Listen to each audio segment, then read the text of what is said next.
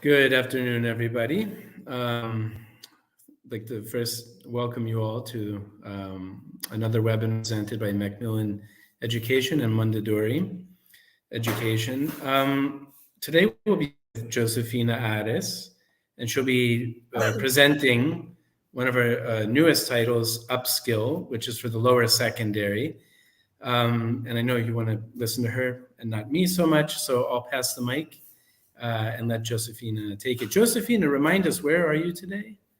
Yes. Shall I remind you? Shall I make you a little bit jealous? I'm in Petra today, everybody. I am sitting just like 10 minutes away from the entrance to Petra, which is very nice, very nice. So I'm wearing a t-shirt and it's very hot and I've been walking all day, but now I've come back to relax and to give you a talk. I'd like to say thank you to everybody for being here on this afternoon. And I'd like to say thank you to MacMillan and to Mondadori for having me back and for trusting me once again to give everybody a talk. So can I just start the talk by asking where everybody is from? I mean, where are you? I've told you I'm in Petra. Where are you all? Let's see if there's anybody there.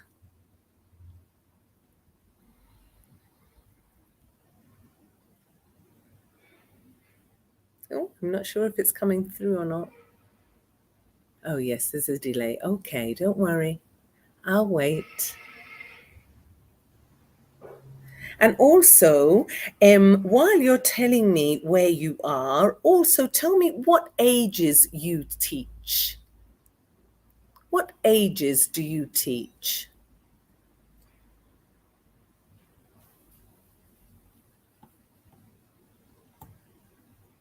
Okay, I'm from Genoa, Trentino, Sulmona, Varese. Good afternoon from Rome. Campobasso, okay, 11 to 13, 10 to 14, 11 to 13. Okay, great. Great. So welcome, everybody. That's great. So you're all from 11 to 13, more or less. There's a few people who teach younger learners. I'm sure this webinar will be useful to all of you. The webinar, as you know, is called The Power of Gamification. And what we're going to be looking at is gamification in the ESL classroom and how to incorporate gamification into our lessons. Okay, why we should incorporate it, do we already incorporate it, and what are the benefits of incorporating gamification? So that will be the first part of the talk, and the second part of the talk will be looking at 5 different games in the new Upskill book, and showing you how you can do those 5 games in your classrooms. Okay, so to start off, I'd just like you to write down what words you come to your mind when you think of gamification. What does gamification make you think of? Words or phrases that come to your mind when you think of the word gamification.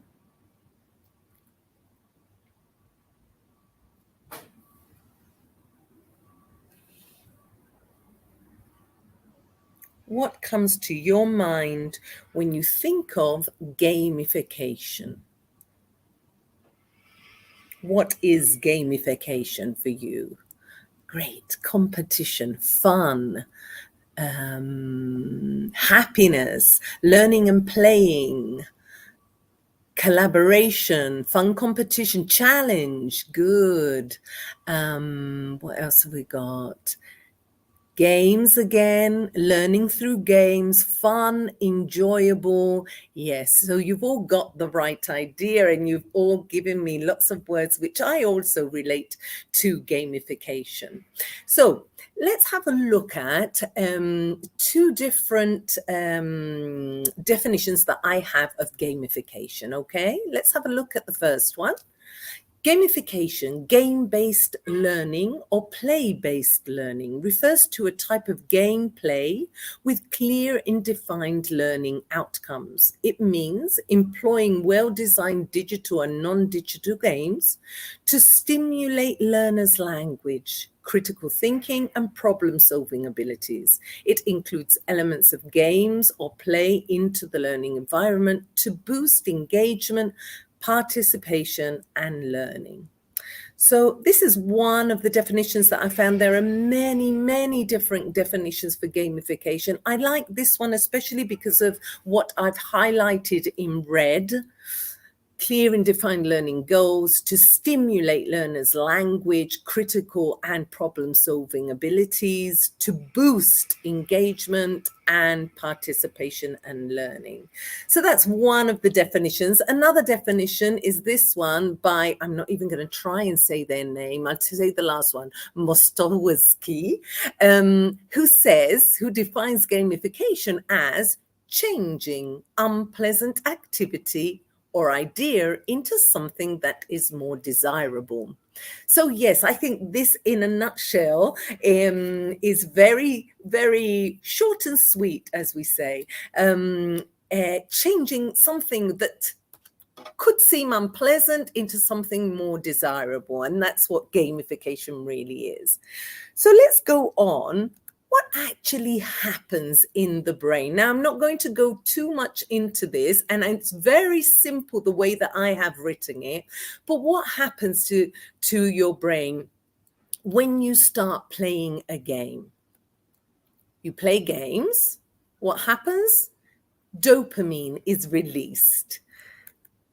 What happens? It makes you feel good. And then you want to repeat the same exercise because of that feeling that you had that made you feel good. And then it turns learning into a pleasant activity. Learn in a pleasant way, it says here. So in very simple terms, this is what happens to your brain when you play games. So it releases dopamine, it makes you feel good, it makes you want to repeat the exercise because you felt good. And in our case, it makes learning more pleasant.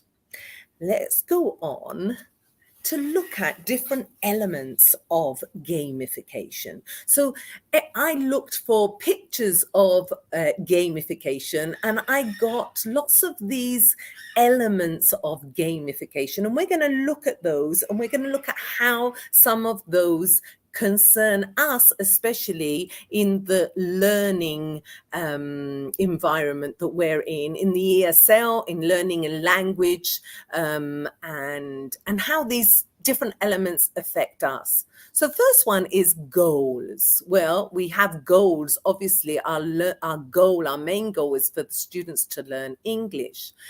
And by including gamification, what we are doing is we're making learners more engaged. Remember that there should be a clear learning goal. So I've put this in here because basically gamification can be for just the sake of it, but it should also be included and incorporated into your lesson plan. So it shouldn't be something that you just get out 5 minutes before the end of the lesson. It should be part of the lesson. It doesn't have to be at the end of the lesson either. It could be at the beginning of the lesson. You could use the game in order to introduce whatever it is that you want the students to learn on that day. But yes, it should be incorporated into the lesson. So if you're learning in the past simple, the game should be related to that in some kind of way. We want our students to retain the information they learn for longer, and there are studies that say that through gamification, students retain information for longer, which hopefully is what our students would do. We also want our learners to become more autonomous. Now, I don't know how many of you watched another webinar that I did on self-directed learning, but it was all about this, all about making learners autonomous and making learners want to learn for themselves. And by including gamification, that happens automatically. We'll be looking at this a bit further on.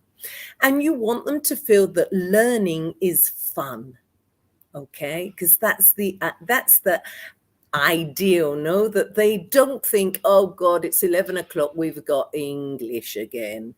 But that they think, it's 11, we've got English, we may play a game today, or something like that. Okay. Another thing that we need to take into consideration, another element, is learning, obviously. We want learning to take place when we play a game, when we include a game in our lessons, we want that to take place. Through gamification, the learning comes from them. And what do I mean by this? What I mean is that if you put them in groups, for example, to do a game, to play a game, they're not relying on you so much, but relying more on each other. And they're learning from each other more than from you. And that's a very good thing. And that's something that we want our students to do. The student should recognize the learning goal, where if it's incorporated into your lesson, if it's part of your lesson plan, the students will recognize the learning goal. So what was I doing last week? Oh God, I can't remember what it was. I was doing a lesson, and then we had a game to play at the end of it. And the students said, oh, it was question words. And the students knew that they had to make the sentence correct, otherwise they wouldn't get the point. But the learning goal was to make a question in the correct order. Should be connected to the lesson goal. I've said that already. The learning should feel like hard fun. I read this somewhere and I thought it was really nice. I like that term, hard fun. And remember to incorporate a feedback slot. Okay, this is really important. It's something I just want to take a moment to talk about. You know, sometimes we incorporate games into our classroom and the students get into the game and we go with the flow of the game and we forget that we're actually doing the game for a purpose, for a reason. And usually it can be a language reason, in terms of what I mean is grammar, for example, or question words and the question order. Remember to have a slot where you feed back on the game. You know, what were their errors? What did they do wrong? Remember to go back to that, okay? And don't get lost in the game. I do sometimes. Skills. By incorporating gamification, we're working on so many skills. It really is. I mean, I think that most of us know that there are many benefits of including gamification in a lesson, but it works on so many different things. For example, it works on the skill of teamwork, discussing together, deciding, compromising. So if they have to discuss something together before giving an answer, this works on teamwork and it's very good for them to do this, okay? They've got to decide, discuss and compromise. It's something that they do in real life and they will be doing in real life in the future. I mean, there are a few jobs where you work on your own. They also develop non-cognitive skills such as patience, because they've got to be patient. They've got to wait for the other team to answer, or they've got to wait for someone in their group to answer. Motivation, self-control. So they've got to wait for their turn. And perseverance. So these are all different things that they work on. Rewards. Okay, so this is very important. This is another element of gamification that we need to think about, and another element that we really need to take into consideration. Okay, as you can see here, I've got a reward chart, and that's one option as of something that you could do. So for example, you would put on there Lucia's reward chart, and then you would stamp every time they did something well. So this is one option. Why rewards? Well, because it recognizes and motivates the students' efforts. If you give them rewards, you are saying, well done for something that you have done. And students always want to feel that. They want to feel the recognition from their teachers, even if they are going through adolescence. In fact, I think that it's when they most want to feel recognition that they're doing something right. What I've done is I've divided it into 3 different categories. So one way of rewarding is just by saying, great work, well done, you did really well today. Another way is tokens, a winner badge in their book, a stamp in the back of their book, a sticker maybe, a reward chart. Those are what I call tokens, okay? So one is compliments, just telling them that they did well. Another are tokens. Another are experiences. For example, choose a favorite activity and you do it. Watch 10 minutes of a program on the screen, no homework. So these are different experiences also that you can offer your students. And lastly, a chocolate or a sweet. Obviously, you're not going to do this when you have massive classes, but this is an option. If you work in a small academy, this is an option, okay? Maybe just, I don't know, for Halloween or for Christmas, you could do that. What rewards do you give your students? Can you think of other rewards that I have not mentioned? When you play games in your classroom, how do you reward your students? And which of those do you prefer? Do you prefer compliments, tokens, or experiences? Have a think and just write that in the chat box.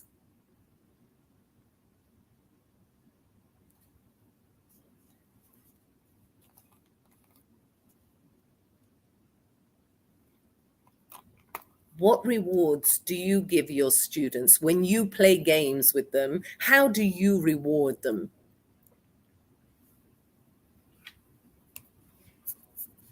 Okay, yes, compliments, tokens, a medal, usually compliments, sometimes a sweet. So Elsa gives out sweets as well. Usually compliments and tokens. Okay, I know that charts are usually thought of for primary school students, but I don't take that away as an idea also for secondary school students. You may think that they don't care about it, but I really do think that they do care about it quite a lot. So yes, everyone's saying stickers as well. There are stickers, compliments, stickers. I usually let them choose what they prefer. Yes. Letting them choose is important, guys, because you're giving them the idea that they also have a say, that they also are important, and that they also can decide. Okay, so let's go on to the next element that you need to think about when we do gamification. And one of the other elements is challenge, okay? What do I mean? Remember that the game should be challenging. The game shouldn't be too easy or too hard. If I had to choose, I'd rather it be too hard because that makes them think and that makes them work harder. So remember that the game has to be challenging for them. It is challenging anyway. just to come up with an answer to some of the games. This encourages students to get more involved in the topic. If the game is challenging, they will get more involved in it. If it's too easy, they'll think, oh, this is easy, what's the point? Okay, so it has to be a little bit challenging, but not too much. Using gamification promotes exploring and trying to understand the language on their own. So when you use gamification, you promote the students to explore the language.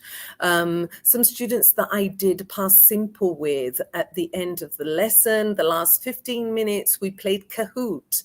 And I really got quite surprised at how much they were exploring and helping each other to understand the language without my help, because it meant a point. And because they were in teams, they had to understand in order to get points.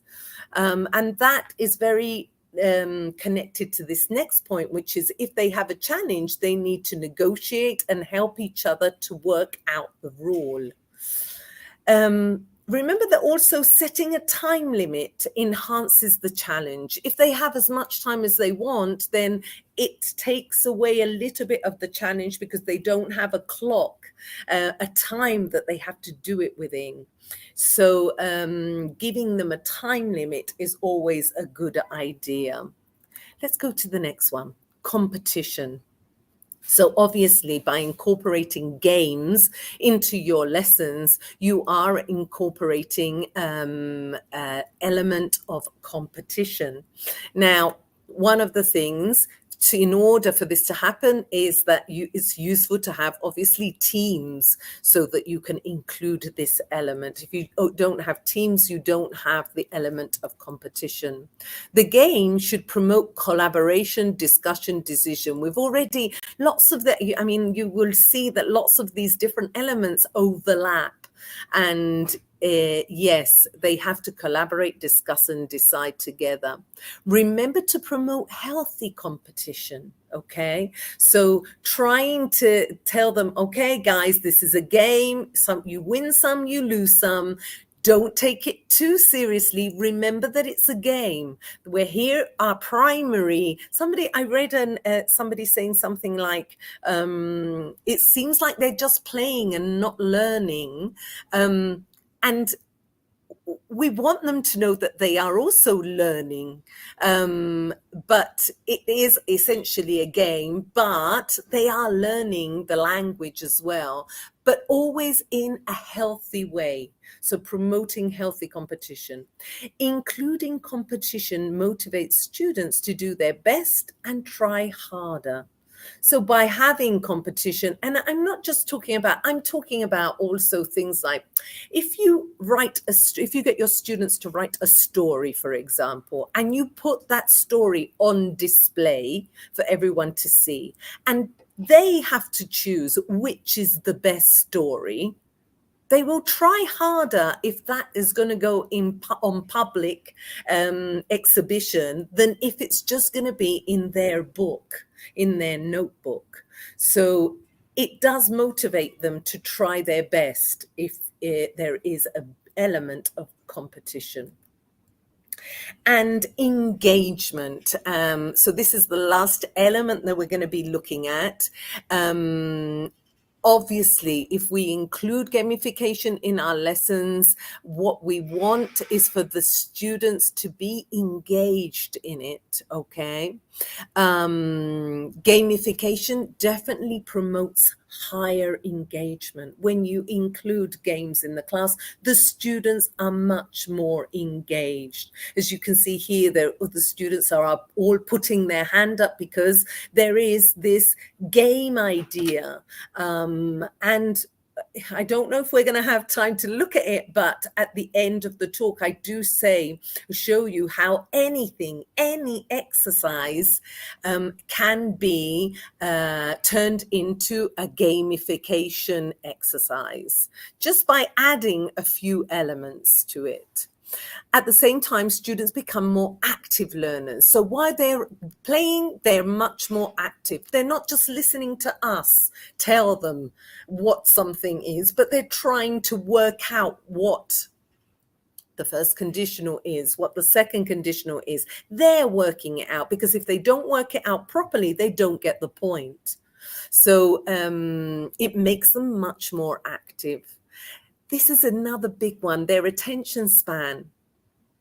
And some of you, I might hear from some of you say, well, mine don't pay attention even for 2 minutes. However, when you include a game in the lesson, they are much more attentive than if they have to listen to you explaining something.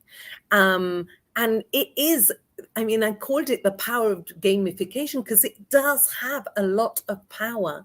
Games have a lot of power, and we need to take out of those games that power and put it into our learning classroom, and our language learning classroom in this case. The students work together to solve problems. This has come up various times, and again, increases motivation to comprehend content. So, just before going on, I'd like to ask you another question. We've looked at different elements of including gamification in our lesson. Why do you think it's a good idea to use gamification in the classroom? We've looked at lots of things already, and it's a kind of a review of what we've already looked at. So why should we include gamification in our lessons? Why should we try and use games in our lessons?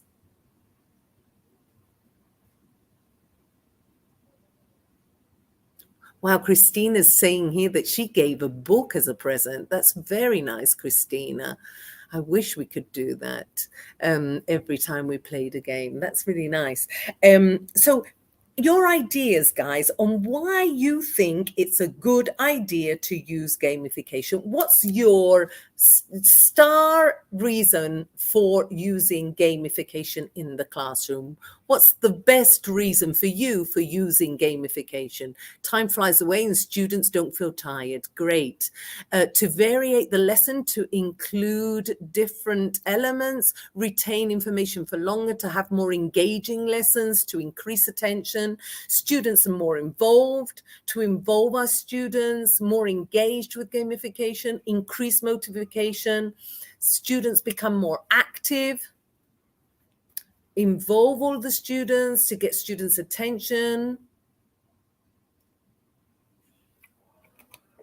Yes, so there are so many reasons. Thank you, guys. Thank you so much for all of those brilliant ideas to make students feel they're not studying, Francesca says. Yes, but it does, Francesca. You're right. It makes them feel that they're not studying. They forget that they are studying, in fact, and which is great. I mean, you know, our ideal would be that they left the classroom and wanted to continue playing. That would be the ideal, which of course they could do. We don't have time to go into that in this talk. But as you all know, thanks to COVID, there are many digital apps which you can use and which you can give to your students as homework. For, you know, Kahoot, Bamboozle, there are so many others, WordWall. There are many different digital applications which you can give to your students as homework. I mean, if they're playing at home with a game and learning the language, well, that's like, yes, we've got there, we've done it. Okay, let's go on to the next slide, and the last slide of this part, which is why use gamification. There are billions of reasons. I'm just going to go through them. You've mentioned most of them here already.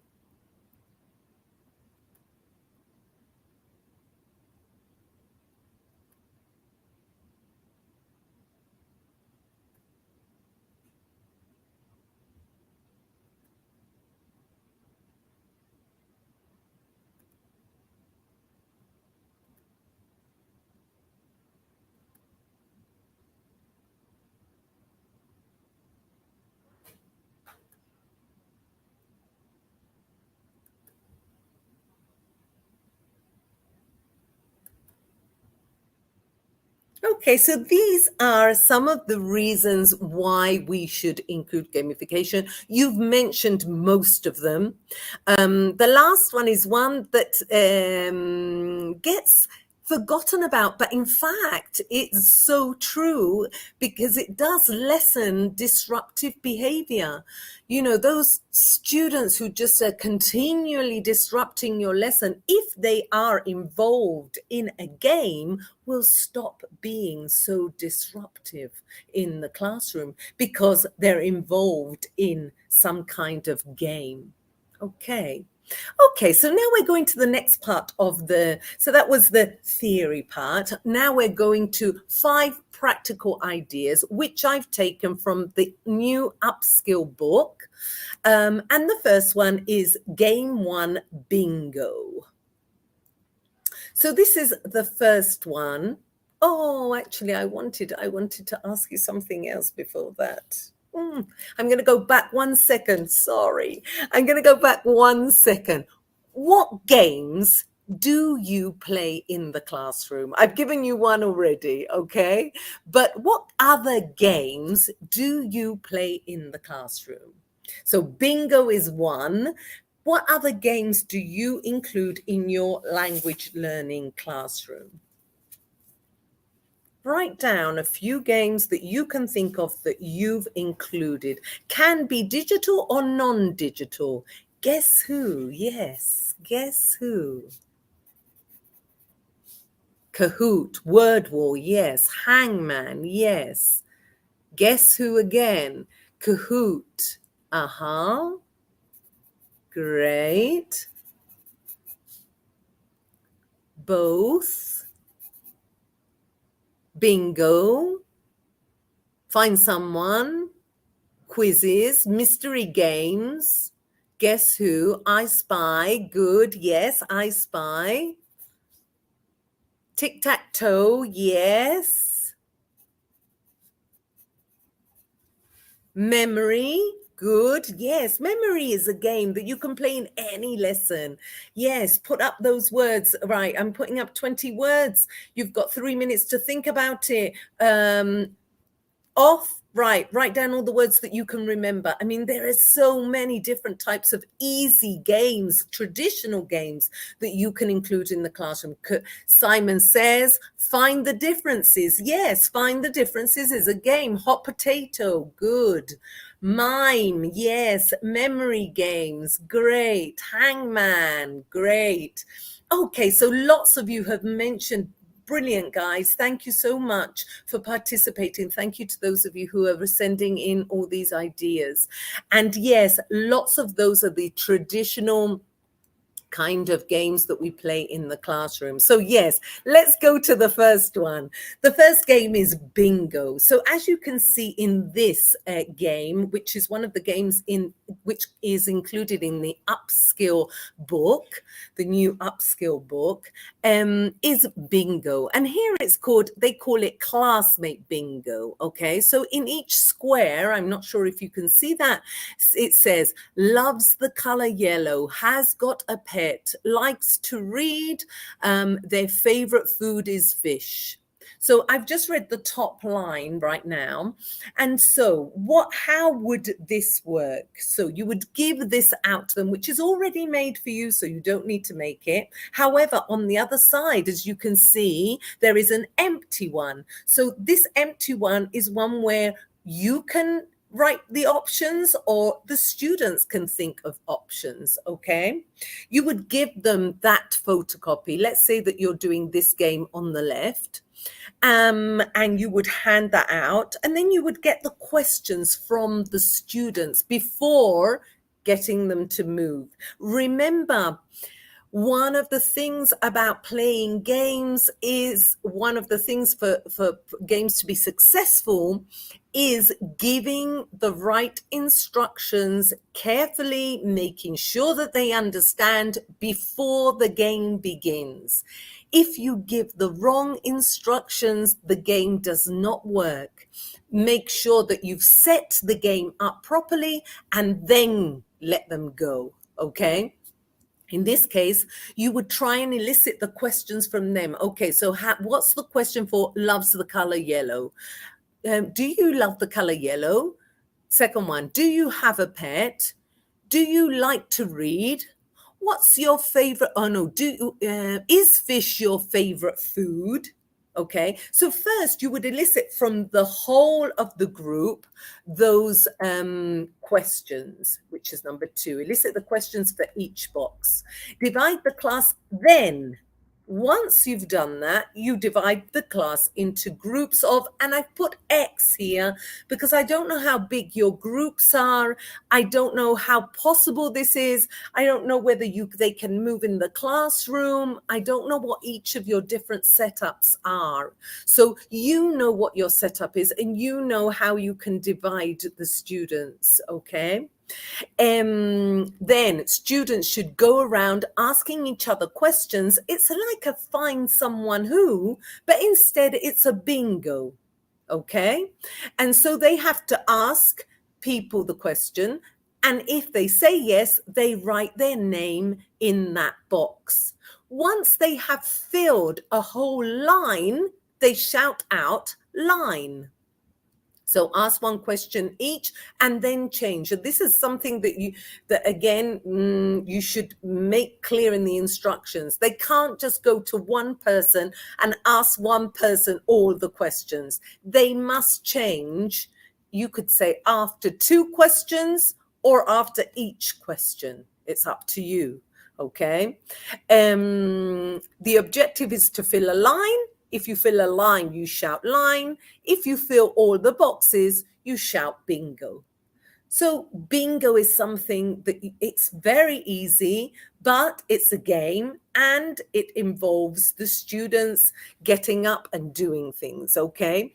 The idea is that they have to make a line. Whoever makes a line first shouts out line. If you make the whole box, then you shout out bingo.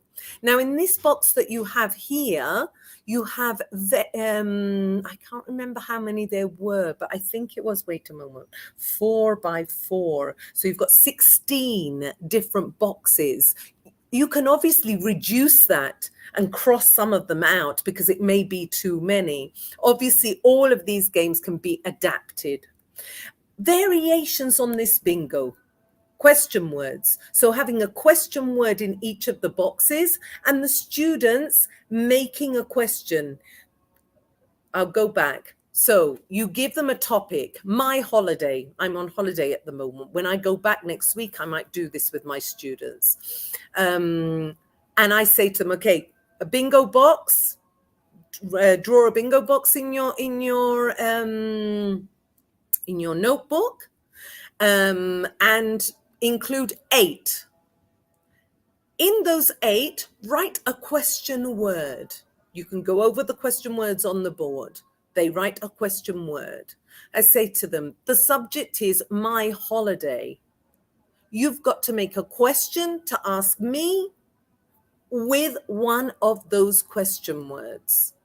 First one to make a line, shouts out line. If you make the whole box, then you shout out bingo. Second, could be with countries. Students complete with a country or with the nationality.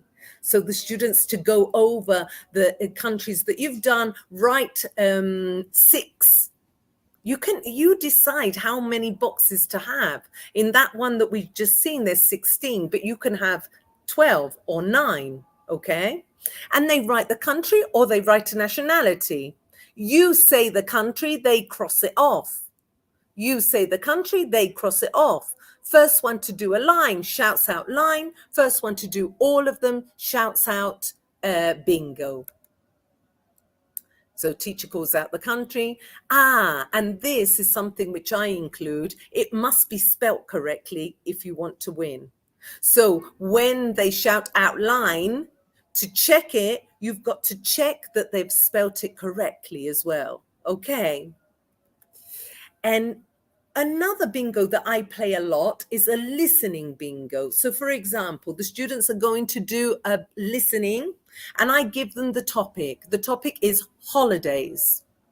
What words do you expect to hear in the listening? So again, you say to them 6 words, 9 words, however many words you want. They write down the words that they expect to hear, that they think. So they're predicting. The topic is holidays. Which words do you think you're going to hear? They write down the words and then they listen and see if what they've predicted is correct. You could tell them more information about what they're going to listen to. You're going to listen to a girl who's talking about her favorite subjects at school. I don't know, whatever the listening is. And they predict some words. What you're trying to get them to do is to think about what kind of vocabulary they're going to hear. Okay. Predict 9 words in the listening. Second game. How am I doing for time? Yes. Okay, good. Second game is speed dating. I'm sure many of you have tried this. If you haven't tried it, it is brilliant. I love it. Okay. In the book, they show you this speed dating game. And what they've done here is they've created identity cards, and they've put name, age, favorite food, favorite color, favorite music, hobby, and ideal holiday. So what the students do is they complete that information. If it's a new group with their information, if it's an old group, you could change that slightly. You could tell them that they have to imagine a secret agent, and they have to invent that information for this secret person. Okay, because obviously their name and their age, they know. So if you get them to imagine and give them the theme of secret agent, for example, this is just one idea, then they invent their name, Mr. Bond. I don't know, whatever comes to your mind. Okay, age, 25, favorite food, prawns. I don't know. They can invent that. Okay, it doesn't matter. The point is that you want them to talk together. So what happens is they fill in those different things. You give out the identity cards, tell them that they are FBI secret agents, set the scene. Students invent and complete the cards. Elicit questions for each of those different categories. Just put the students in 2 circles, or adapt, I've put here, because I don't know your situation. Okay, how I would do it would be I'd have one inner circle and one outer circle. The inner circle stays still, stays put. The outer circle, every time you bing, moves round 1 to the left. So the people on the outside move round 1 to the left. So what they have is they have a time limit. For example, here I've said give them 3 minutes. It might be too long, actually. Maybe 2 minutes is enough. Every time you ring the bell, they have to change and go to the next person. And again, ask them the same questions. What's your name? How old are you? What's your favorite food? What's your favorite color? Again, as with the other game that I told you, elicit the questions before starting it. Because what you want them to do is you want them to try and make the question correctly, because you don't want them to just say name, age, etc. You could incorporate rules into the game. You have to make the question, otherwise you get a point taken away or something like that. Okay, and the outside circle moves. So this is speed dating. It comes from this idea of speed dating, which exists. I've never done it before, probably because I'm been married for 20 years, but it does exist, and apparently people get to know each other and get 2 minutes to talk to each other, tell each other everything they know about each other. Again, you can do variations here, lots of variations. I've got just 3. Getting to know you. So if they don't know each other, all about what's your name, where do you come from, how many brothers and sisters, what are your hobbies, what's your favorite book, what's your favorite program, what video games do you play, etc. And then they move if they don't know each other. Telling each other about what they did at the weekend to practice past tenses. So you could say to them, okay, you've got 2 minutes to find out what your partner did at the weekend, and then they move to the other person. Or tell each other about your plans for the following weekend, for the future weekend, and using futures. It all depends on what you've done in class, but you can vary this game, and this game can be used for many different things. On to game 3, 10 questions. I'm sure you've probably done something like this before in class. Here in the Upskill book, they give you 5 different categories. Category 1 is write the name of an object, any object. Category 2 is write the name of an animal. Category 3 is write the name of a hobby or activity. 4, write the name of a famous man. And 5, write the name of a famous woman. So you can either put them in teams or do it individually. And they have to divide students into groups, or you keep them individually. Ask each group to give themselves a name, for example. Give each group a handout. They complete the 5 categories, and then you explain the point system. In the Upskill book, they have a whole point system for using comparatives. They get extra points. So in that Upskill one, they get an extra point if they use a comparative, and they get 3 points if they use as or less than. So the game can be varied, obviously, to your, always adapt these games. All the games are can be adapted to your situation, okay? So students ask another group their 10 questions. So what do they have to do? Imagine they think of an animal, and then the other students have to ask them, is it a mammal? You can't say, is it a dog? Obviously, you can't say the name of the animal. Has it got 4 legs? Does it bark? I don't know.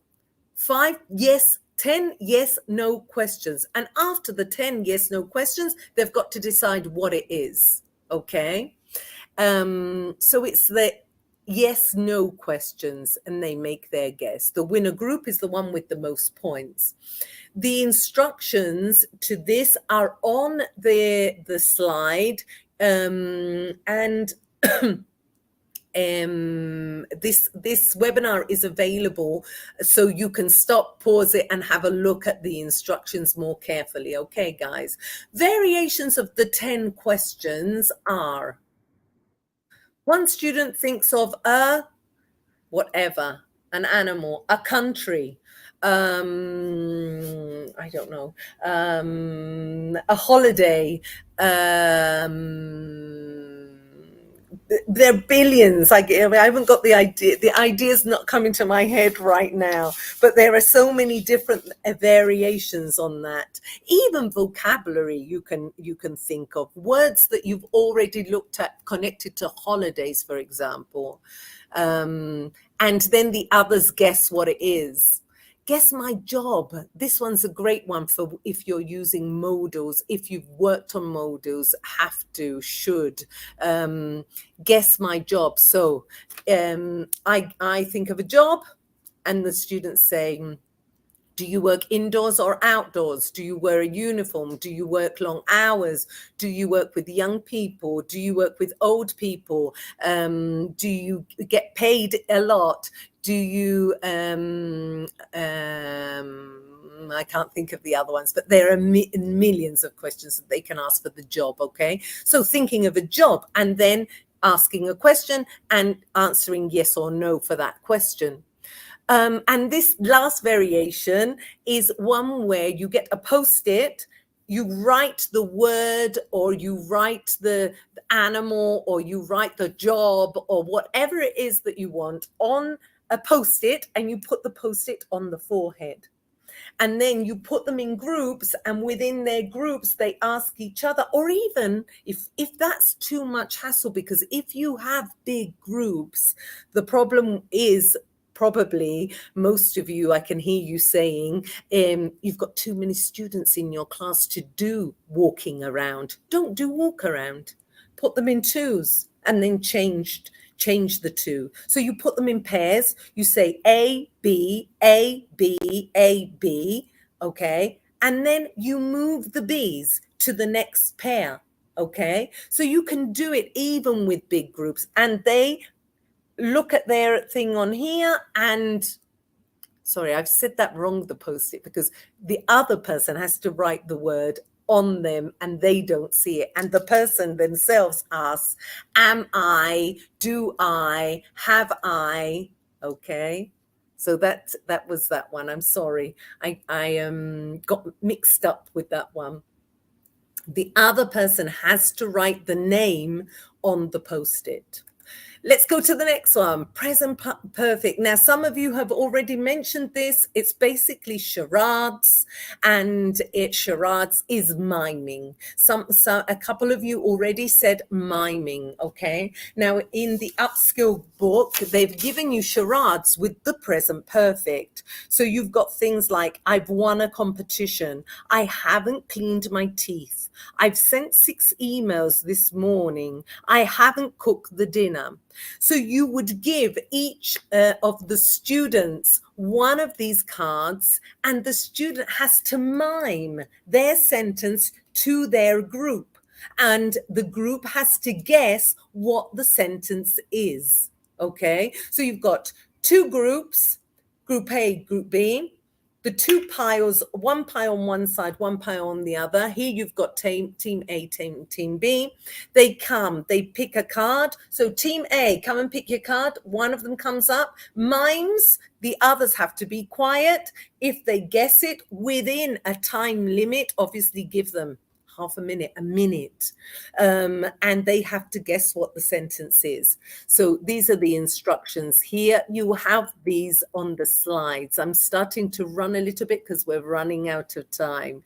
Divide into 2 groups, comes to the front and mimes. The students have a minute or 2 to guess the sentence. They get 2 points for each correct answer. The winner is the group with the most points. Alternatively, also allow them to write the number of words on the board. In this Upskill game, they allow you to write down the lines for how many words are in the sentence. However, this, I don't know if any of you know, a game show in Britain in the 80s called Give Us a Clue. Okay, now these are some of the charades, clues and gestures. So 5 words, 2 syllables, 1 word, sounds like, the whole thing. So these are all different gestures which they can use to try and get their whatever it is their sentence, their sentence is, across to their team. Okay, so these are gestures to help them. Variations, give us a clue with films. So you have the name Gone with the Wind. How many words? Gone with the Wind. 4 words. Okay, first word. Okay, so they've got to mime. First word, this. 4th word. Okay, so the others are shouting out. They must shout out in English. Remember that you've got to give them all those other classroom management guides so that the games work. You could do it with songs. So they think of songs in English and they've got to mime the songs, which I'm sure they'll love because the songs have to be in English, or book titles. So that's another variation of charades. Guess the sentence. We've just seen one, the present perfect, but the present continuous is great for charades. What am I doing? I'm cooking. Good, etc. Okay, so there are lots of different options that you can have there too. And another variation is vocabulary. In pairs, animals, sports, activities, and jobs. So that's another variation. Sorry, I just have to leave you 1 second. I'm so sorry. 1 second.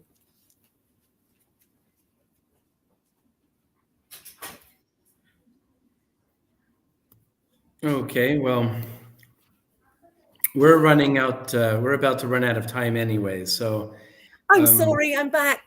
no, it's okay. We're running out of time, so I was asking them to maybe start preparing a few questions. A We've few got about questions. 4 or 5 minutes. Yeah. So I don't know if you want to finish up what you were saying, and then we Yes, could. let me just finish Yeah. up. I'm not going to go into the last one, which is a story. You have the instructions there. You have the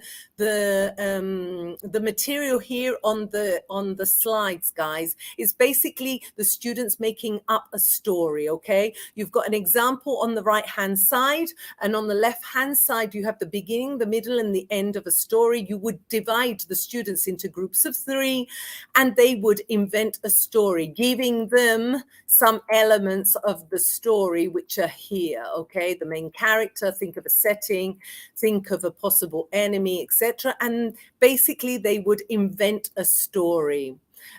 You'd show them an example, divide them in 3. I've said that already. Okay, so what they do is they write a story and they draw the pictures for the story, or just write it. Okay, but then they exhibit the stories, and that's something that's very important because they have to vote on the best story. Okay, so here I've got a variation with different pictures. Variation 2, these are the cubes, and